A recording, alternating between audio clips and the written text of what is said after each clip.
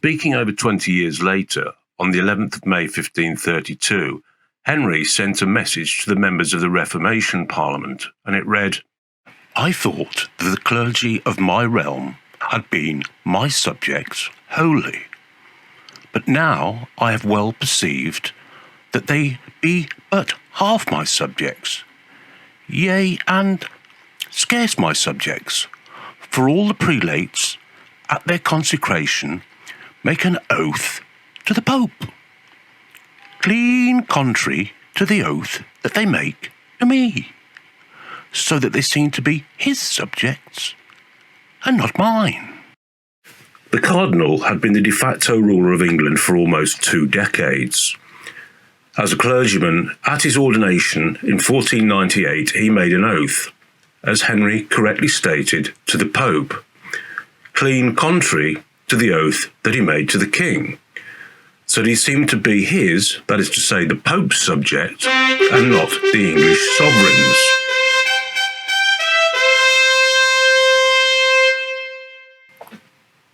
And so he had been, the Pope's subject, and not Henry VIII's.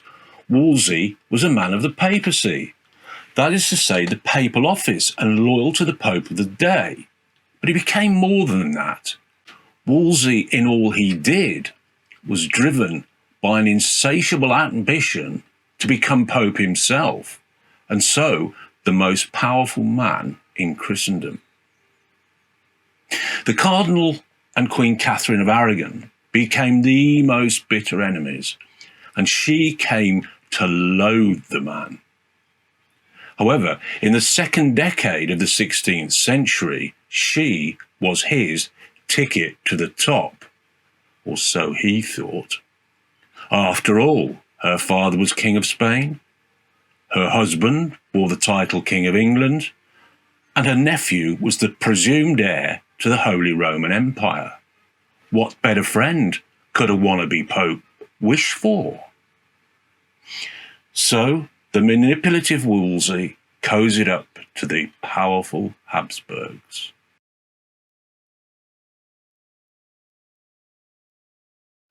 Here we are in Christendom and all that Wolsey coveted.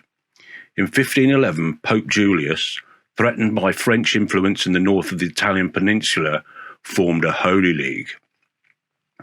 That is to say, an alliance of nations, which was essentially everyone in Christendom against the French. Since 1494, northern Italy had been a flashpoint.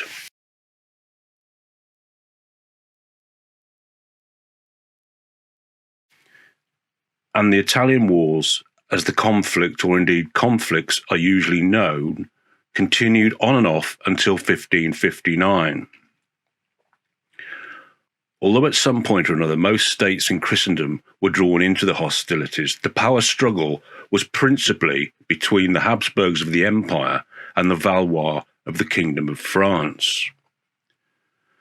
The Italian peninsula was largely wealthy, but there were enormous political divisions among its numerous states. The volatile north of the peninsula became a battleground for European supremacy, which inevitably involved the Papacy and the Papal States, and very much influenced the history of England.